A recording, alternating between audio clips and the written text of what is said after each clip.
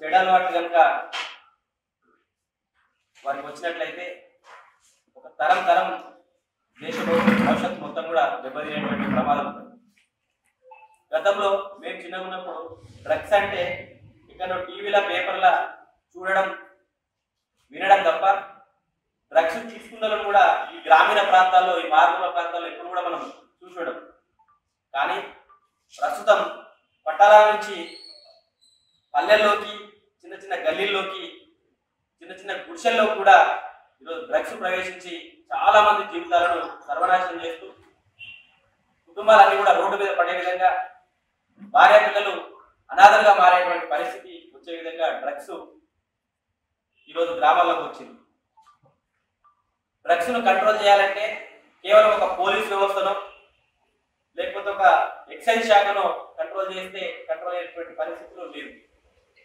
ఈ సమాజాన్ని మన యువకులను మన తర్వాత వచ్చేటువంటి తరాన్ని చిన్నపిల్లలు వాళ్ళందరినీ కాపాడుకోవాల్సినటువంటి బాధ్యత ఈ దేశ పౌరులుగా ముఖ్యంగా ఈ గ్రామ పౌరులుగా మనందరి మీద ఉంటది అనేటువంటి ఉద్దేశంతో చాలా మంది మిత్రులతో కలిసి మాట్లాడినప్పుడు డ్రగ్స్ వాడద్దు అని చెప్పేసి మనం పోలీస్ కంప్లైంట్లు లేకపోతే వివిధ రకాలైనటువంటి కార్యక్రమాలు చేసే కంటే ముందు అసలు డ్రగ్స్ వాడితే వచ్చేటువంటి ప్రమాదాలు నష్టాలు డ్రగ్స్ వాడితే ఎట్లా కుటుంబాలు ఖరాబ్ అవుతున్నాయి అనేటువంటి విషయాన్ని మనం సమాజంలో ముఖ్యంగా యువకులకు కనుక అర్థం చేయించినట్లయితే డ్రగ్స్ బారిన పడేటువంటి అవకాశాలు చాలా తక్కువ ఉంటాయి అనేటువంటి ఒక ఆలోచనతోటి యాంటీ డ్రగ్స్ యూత్ ఫోర్స్ అనేటువంటి ఒక పేరును సృష్టించి దాంతో ఒక కార్యక్రమం చేయాలనుకున్నప్పుడు అందరికీ ఆరోగ్యంగా ఉండాలి, వయసుతో సంబంధం లేకుండా మనం మానసికంగా ప్రిపేర్ అయితే పరుగులు ఎత్తొచ్చు అనేటువంటి ఒక ఉద్దేశంతో సిద్దిపేట రన్నర్స్ అసోసియేషన్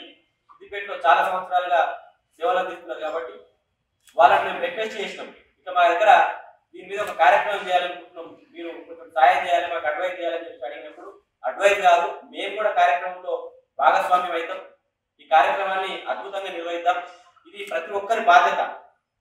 ఇది ఒక పోలీస్ వ్యవస్థ లేకపోతే ఒక ప్రభుత్వ వ్యవస్థ మాత్రమే డ్రగ్స్ ను కంట్రోల్ చేస్తే కాదు, డ్రగ్స్ ను కంట్రోల్ చేయాలి, డ్రగ్స్ బారిన వాడకుండా యువకులను మన తర్వాత తరాన్ని కాపాడుకోవాలంటే ప్రతి ఒక్కరం కూడా బాధ్యతాయుతంగా సమాజం కోసం పనిచేయాలని చెప్పేసి సిద్దిపేట రన్నర్స్ అసోసియేషన్ వారు ఈ కార్యక్రమాన్ని నిర్వహించడానికి ముందుకు రావడం జరిగింది. డ్రగ్స్ యాంటీ పనిచేస్తున్నటువంటి ఫోర్స్ను అభినందిస్తూ సిద్దిపేట రన్నర్స్ అసోసియేషన్ తరఫున కూడా వారిని కూడా అభినందిస్తూ ఈ కార్యక్రమం ప్రారంభించారు. ముఖ్యంగా ఏ దేశానికైనా సహజ సంపద అంటే యువకులే.